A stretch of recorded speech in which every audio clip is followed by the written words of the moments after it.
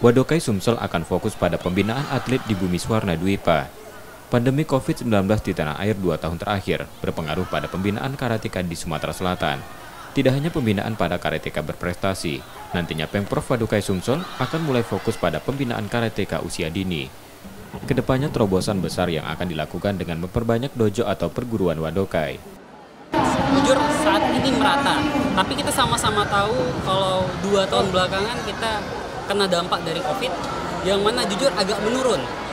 Karena tahun yang lalu itu seperti ada kayak pelonggaran gitu kan dalam latihan.